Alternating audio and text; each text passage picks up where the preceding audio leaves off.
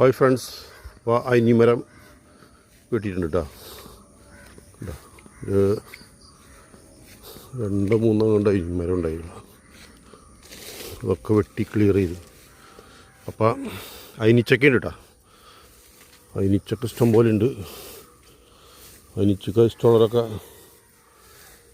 ഈ വീഡിയോയിൽ കമൻ്റ് അടിച്ചോളൂ. ഇവിടെ അടുത്തുള്ളവരൊക്കെ ആണെങ്കിൽ നമുക്ക് ഇവിടെ വന്നാൽ കൊണ്ടുപോകാം കേട്ടോ. ഇവിടെ പഴുത്ത സൂപ്പർ അയിനിച്ചക്കയുണ്ട്. ഇതിപ്പോൾ പഴുപ്പായ സാധനം.